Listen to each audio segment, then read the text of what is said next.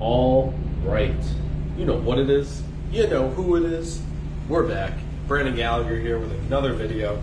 Today, we're talking about training to failure. Is it necessary? Let's check it out. Training to failure. Is it necessary? Of course. I think that training to failure is something that everyone needs to do. I think a lot of people don't have the capacity to go to failure, and I think that's a problem. And I think that it's not necessary for beginners and people like that to go to failure, even though they go to failure in their capacity at that point. But I'm talking about true failure, like can't lift anything else, can't barely move after the set, that type of thing. So is it necessary? Of course. And I think that any high-level athlete or any high-level performer or just high-level gym goer is going to reach a point at which they fail. And I'm going to talk about in a little bit the three types of failure, main failure you'll see. But to me, being able to fail is a skill because it means we can push ourselves to a limit that often people can't.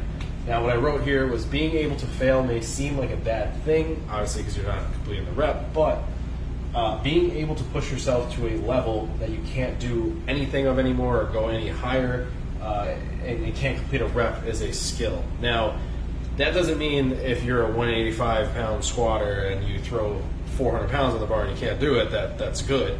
What I mean is pushing yourself to a limit where you're failing in some type of way, but still being able to control the rep. A lot of people, would take that as saying, "Oh, well, I'll just put 400 on and I fail, and it's a good thing." And obviously, that's not a good thing. So we always get a ton out of going to failure. One, because it's a central nervous system, overload, and it's showing us our limits.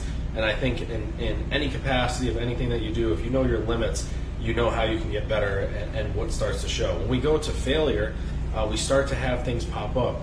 Weaknesses, deficiencies, lack of movement, lack of range of motion, things that we're not going to see under lighter loads. And this is why sometimes even with the beginners that I deal with or the people who don't have that much experience, I like throwing weight on the bar or throwing weight into certain positions because it shows me that there's weaknesses, there's things that aren't moving right and that we need to fix.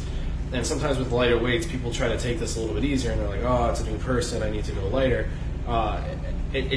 The body is very good at adapting and has systems and things in place that if something doesn't feel good, it'll go to the next thing.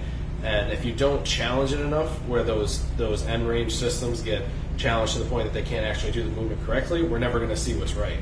So as a coach, you want to try to bring new people into a failure that is going to challenge and show you their limiters.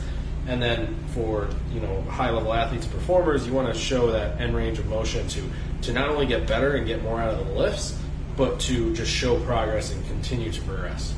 So to me, there's three main types of failure that we're looking at.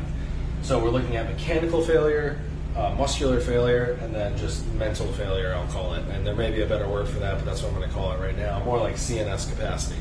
So mechanical failure. So this is a form breakdown. This is lacking range of motion, lacking stability, lacking some type of structure that you cannot finish a range of motion once you get to a certain weight or range of motion with a movement. Right. This is something that's very common early on. This is something that's very common as you continue to go. Now, the only reason I don't think this is where most people fall is because form, quote-unquote form, is something that changes from person to person. What might look good on me might not look good on somebody else, but the form in general, whatever is agreed upon by you and the trainer or you and the person, that tends to break down, and you'll see that within the lift. Backs rounding, knees caving, heels low, whatever it is. Next, we got muscular failure. So this is a very small percentage of the population because not many people ever have the capacity or push themselves to a point where they actually cannot do anything physically more with the muscle. So, this is something where you're going to see, high-level athletes where they're exerting so much force and effort that they literally can't move and they start spazzing and things like that. Obviously, we don't want to ever get to a point that much there, but this is a type of failure. And then mental failure or CNS capacity. So mental failure is where most of us fall, either mentally saying we can't do this or stopping yourself from doing it, or just at a point when you're just starting to work out that your central nervous system can't handle the load and you start getting like shakiness, or you just don't feel stable underneath it. So, like I said, failing, it's not a bad thing. And with these 3 types of failure, you're going to start to see this, and you can actually start to identify this, because all of these come with specific aspects of how to fix them, how you're going to approach it, and how you're going to go from there. So again, failure, it's not a bad thing. It's definitely necessary in the high levels of getting better and performing, and it's necessary in a certain extent early on to show limiters and how we can actually get better. So this is just a brief overview of training to failure and why I think it's necessary, and of course why I think that everyone needs to do it in some capacity. It's just being smart about it.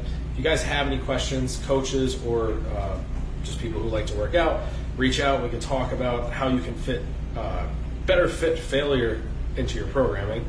It sounds weird, but how we can talk about this a little bit more and be better and smarter about it. So that's it for today. I'll see you guys next week.